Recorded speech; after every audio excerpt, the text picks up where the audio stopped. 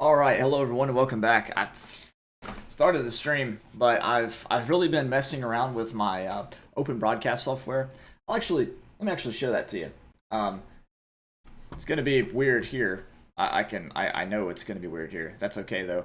That's not gonna affect you too much. In fact, I can make it not so. There you go. So what I've been doing is I have all these different elements here, as you can see, and some of these are, like for church. Like you're about to hear some music. This one has like PowerPoints on it. This one lets me do like a full screen here, like what you see there. This will show my Bible program to the side. This is a prayer of St. Francis that I did for church, and I can actually remove it. I don't need that anymore. This is the outro for our church here. This is just me on the camera, and then I have me and Don Preston. Anyways, as you can tell, I got a lot going on, and so as you mess with that kind of stuff, it can be kind of confusing, especially when you're trying to like get it all, back right. So, anyways, I was just showing you that because so you can understand why I have some of the technical glitches that I do, because it's a huge process putting all this together, especially when you're trying to make it look good and sound good. You can start to add so many elements that you get a little messed up on that, right? Okay, what we're going to do today is I'm going to talk to you a little bit about how to use Logos Bible software. This is software that a lot of you have because of you've seen people like myself using it, but also just because of the popularity of the software. And what I'm going to talk about today is how to do word studies in Logos. So I'm actually going to, some people call it Logos, some people call it Logos. I called it Logos for the longest time, but now I'm taking a Greek class, and in the Greek class, they're making us say Logos, and so my brain's all hurting, and I don't care, but but I have to get a good grade. So anyways, I'm going to talk to you about how to do a word study in Logos. So what we're going to do is we're going to look at the word worship as it's used in the New Testament, all right? Because there's this idea in the churches of Christ that there's this thing called a worship service, and a worship service has 5 acts. And so if you don't do these 5 acts of worship, you're not really worshiping with true worship. So it's a whole thing, right? So here's what we're going to do to do the word study. First, what we need to do is we need to acquire all of the English words in the New Testament that are all the mentions of the word worship in the New Testament. So to do that, we go to Tools, we go to Search right there, and then here you have 3 criteria. You have all Bible text, you have all passages, so you can change this range if you want to. There's a lot of preset stuff like entire Bible, Old Testament, New Testament, Luke, Acts, John's literature, the Peter's apostles, general epistles, whatever. You can go through and break up those common divisions, or you can set your own range if you like. You can even set the Bible that you want. You can even do top Bibles, and that'll help you if like you use King James your whole life. I have that in the top Bible because I remember verses in the King James often. But regardless, we'll look here for worship, and we're going to limit it to the New Testament. And I'll make this a little bit bigger so that you can see. I don't know if you can see that quite. Okay. There we go. That should be good. Now, a fuzzy Bible search. This tries to just guess passages that people go to when they talk about worship, but we're not going to worry about that right now. So the English word worship is used 70 times in 62 verses. All right? 70 times in 62 verses. There's a better way though that we can get to this. This is one way. And you can go through all of these and look at each individual one, right? But if we go to the actual English word here in our Bible, right? Now you can do it this way. It's fine. But you don't really have much information about the Greek or anything here. You're just kind of looking through it. Now you can click on like analysis, and it'll sort of give you the previous context and all that kind of stuff. And even like the Greek words and the root and everything like that. So you could actually go through here and get all the words. This is proskuneo here, to worship, proskuneo. And then here is sebo. Here in, what passage is this? Matthew 15:9, in vain do they worship me. And it looks like, just flipping through here, those are the main two words. Obviously, right here you have proskunetes. In, let's see, John 4:23. That's just a different form of the same word. You can see the Strong's numbers aren't that different here, right? And then let's see, here's a noun, ho proskuneo.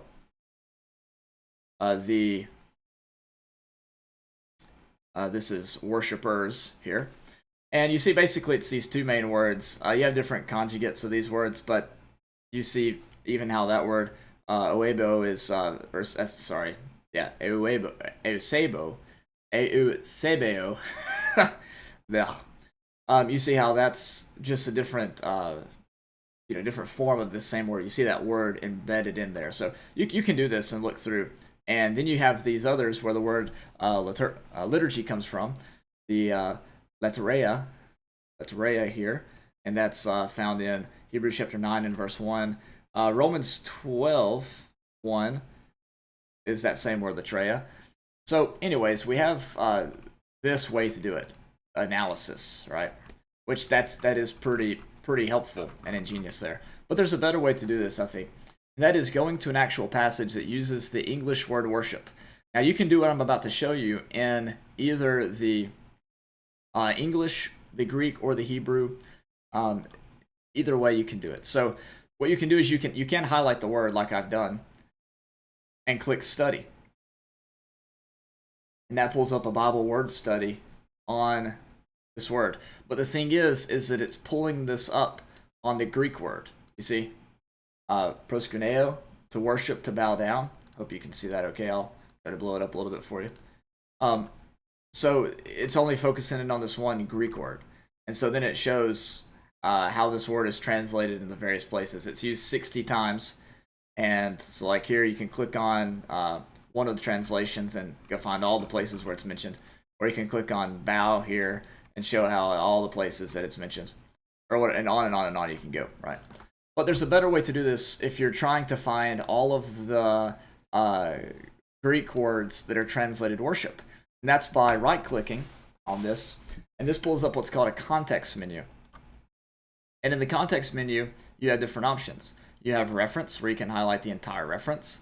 And there's some cool things in here, like a passage guide or text comparison that you can click on.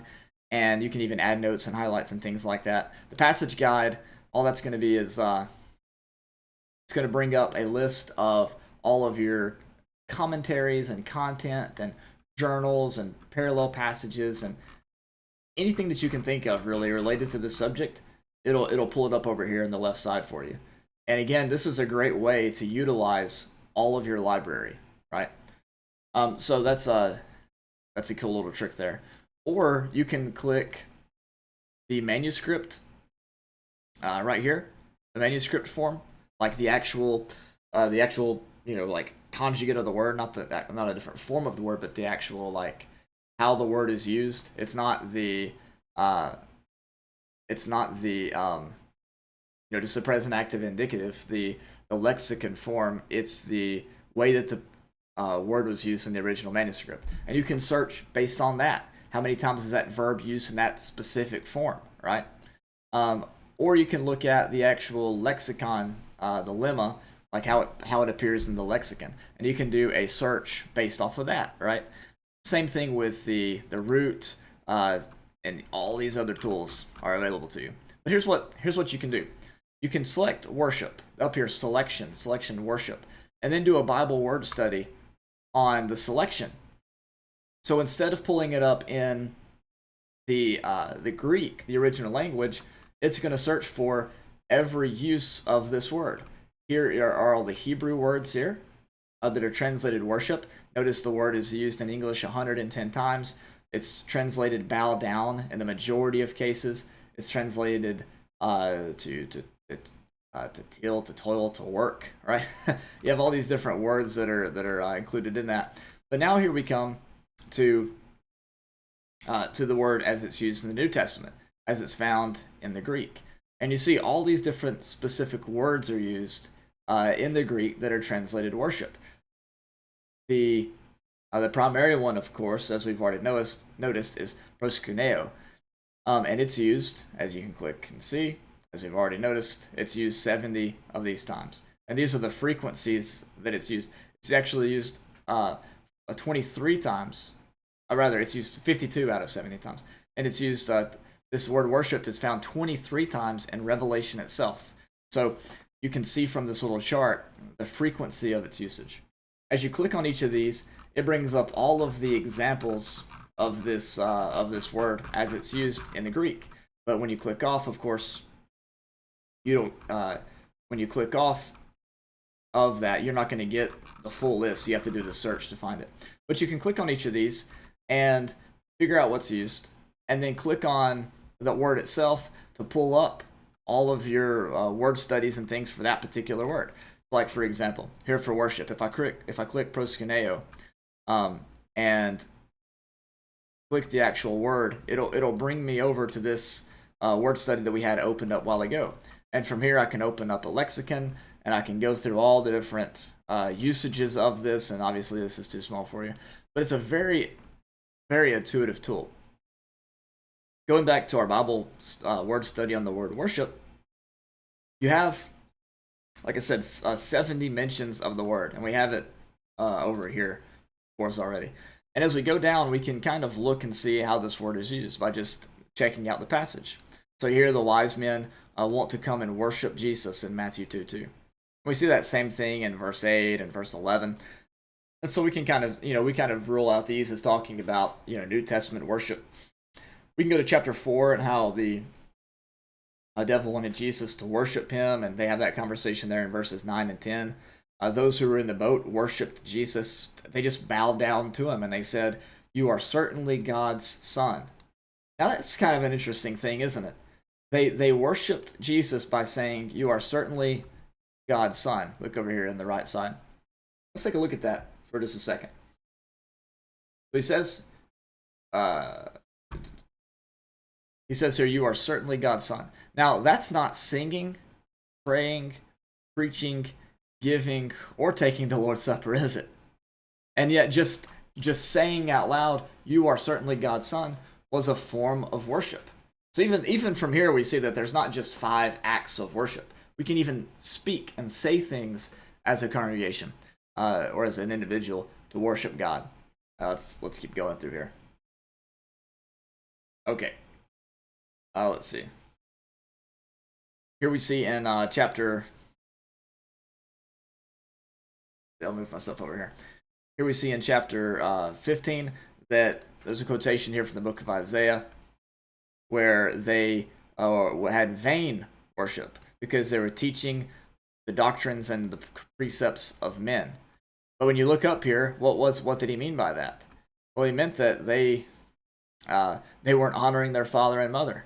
But, he's not talking about a worship service on Sunday. He's talking about how their actions taken in life made their worship vain.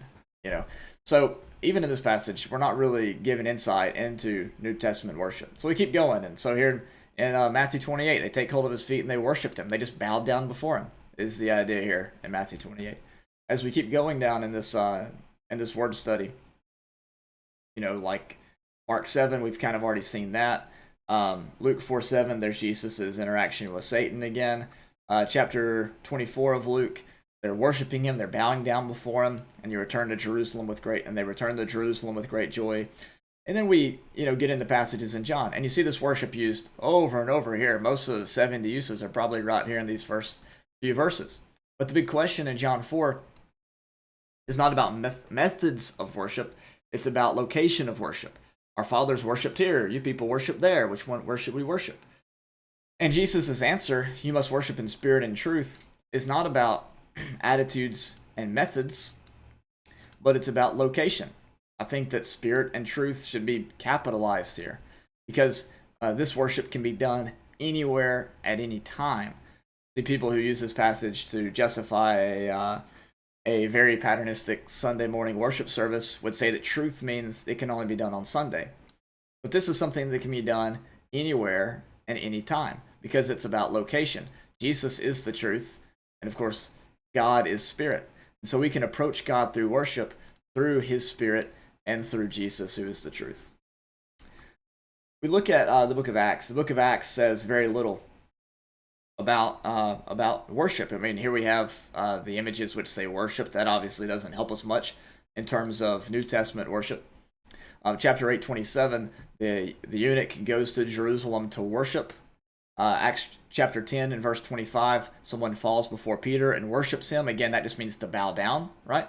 He fell down and bowed down before him. Let's see. Lydia was a worshiper of God who was listening to Paul's message here. And that's, of course, referring to her worship under the Old Testament, right? We have in chapter 17:23 that these are objects of their worship. Again, nothing in here about New Testament worship on a Sunday morning. Chapter 18 and verse 7, we could look at that. And here's another man who's a worshiper of God. That's all it says. He's not a not a New Testament Christian. Just yet. He's just a fellow who lives next door to the synagogue. Let's see. Chapter 17:23, or chapter 18:13, I should say. We have this passage that says that this man persuades men to worship God contrary to the law. Well, this is just an accusation of Paul. This doesn't say anything about how New Testament Christians worship. 19:27. You can go look at that. All right, so all of Asia and the world worship will even be dethroned from her magnificence. So this is about Artemis, right? Diana, and the world worshiping her. So just honoring her as deity is the idea here in chapter 19:27. It has nothing to do with worship on a Sunday morning. Chapter 24:11, Paul goes to Jerusalem to worship, but he was going to the temple to worship. He was taking part in Old Testament worship. Now notice that Paul does this. He goes to Jerusalem to worship, to keep a feast day, after supposedly the law was nailed to the cross. Kind of odd, isn't it? Now, would that worship not have would that worship have included instruments? Going to the temple to worship, taking part in Old Covenant worship, would that have been something that Paul would have experienced? Again, it doesn't say anything about New Testament worship or a so-called worship assembly on a Sunday morning, but still he's going to worship in the temple with sacrifices and incense and all the above. All right, so there's nothing so far that we've seen that relates to a worship assembly on the first day of the week, right? And we just noticed this by looking at these different passages that where the word worship is found. Let's take a look at Romans now, because this is obviously, we're getting into some New Testament texts. Romans 1:25. I don't see anything in here about New Testament worship. They exchanged the truth of God for a lie and worshiped and served the creature rather than the Creator. That's not really revealing for us. Oh, here's one. Romans 12:1. Therefore, I urge you, brethren, by the mercies of God, to present your bodies a living and holy sacrifice acceptable to God, which is your spiritual service of worship. Hey, here we go. It's our first passage about New Testament worship. And what does he say that they would do? They were to live holy lives. They were to present their bodies as a living and holy sacrifice. That doesn't sound like something that you turn on a Sunday for an hour, does it? That seems like something that's constantly working, constantly on. It's about your conduct. It's about your life. Your life, he says, is worship to God. That's a little bit different than a Sunday morning worship assembly with 5 acts that you have to do, otherwise it's not worship.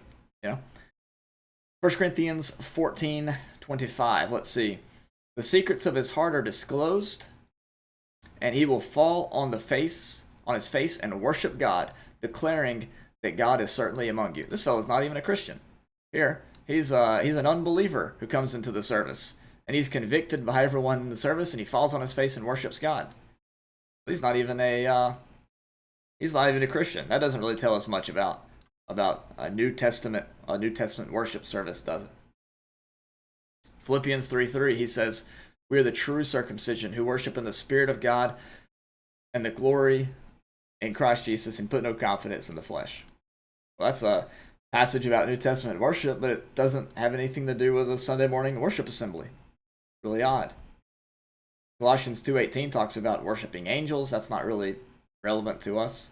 every so-called God or object of worship. That's not really relevant to New Testament worship. Hebrews 1:6 says that all the angels of God would worship him. Not relevant to us, is it? Oh, here we have. Here's one about worship. Now, even the first covenant had regulations of divine worship and earthly sanctuary. Now, the first covenant had regulations of divine worship and the earthly sanctuary. You know, he says that, but I don't see anything here about regulations of divine worship for the second covenant, for the new covenant. Where are those found? Where are those laid out like they were, right? After all, Moses followed a pattern, but the New Testament doesn't say anything about us following a pattern in our worship. Verse 6, the priests, they did their divine worship. Verse 9 says that those under the old law cannot be made perfect. The worshipers cannot be made perfect in conscience. Let's see. Chapter 10, verse 2. Again, talks about worshipers under the old covenant. Chapter 11:21 talks about Jacob worshiping by leaning on top of his staff. Again, that's not about New Testament worship. Oh, here we go. Revelation 4:10. We have 24 elders. They fall down before him who sits on the throne and worship him who lives forever and ever. That doesn't really say anything about New Testament worship. Chapter 5 and 14. Here we have these individuals. They're going to worship God. They worship and fall down before this Lamb who is slain. They worship and fall down before Jesus. Same thing happens in chapter 7:11. Now we know that, I mentioned it before, that worship is used most in Revelation than any other passage. But as we've seen, none of these talk about a New Testament worship on Sunday morning from 10:30 to 11:30 with 5 acts that we have to follow, otherwise we're going to burn in hell forever. It's not mentioned. The word worship is never used in that way. It talks about bowing down before God. It talks about living a life in service to God. It talks about praising him and acknowledging Jesus as Lord. It talks about worshiping in a way that when others see it, they become convicted and worship God themselves. But there's nothing in here about a pattern or style or methods of worship with 5 acts or 10 easy steps or whatever. And so when we approach questions like is our instruments of music authorized in a New Testament worship service, the question we should be asking is there even such a thing as a New Testament worship service? Again, Hebrews chapter 9, as we talked about a second ago, does say that the first covenant had regulations of divine worship and earthly sanctuary. And when you go back and you start reading in Leviticus, he tells them all exactly what to do. Or you go back and look at Exodus, the ordinances for the people. And he says, if this happens, you do this. If this happens, do that. And he goes on in Exodus and he talks about you need to go into you need to go and to offer up this or sacrifice that or build this in this way or put gold on that. And he gives very specific details. But we don't have that in the New Testament. And so to assume that there is a New Testament worship service and then to condemn anybody who disagrees with you about this New Testament worship service is not biblical. It's simply not found on any biblical principles. There's just nothing in there about such a service. Now we get together on Sundays, not because we have to, but because we get to. What Christian wouldn't want to join together with others in worship to God? What Christian wouldn't want to sing songs or to take communion or to listen to a sermon, to learn more about God and to grow closer to him, to fellowship with other believers, to hug and to smile and to give handshakes and to encourage one another as we go about our lives. So a lot of the disagreements that we have in Christendom come from questions that maybe the Bible doesn't even address. Maybe things that were never even on the apostles' radar, right? Things that are extra biblical. And these type of discussions only lead to more division. I made a post the other day on my blog, or on my Facebook page, and everybody loved it. Let's see. And for some reason, I don't see it. And for some reason, I think that it is, it's disappeared. Let's see. Hang on a second. I just had it. Well, I don't know where it is, actually. Never mind. I really thought...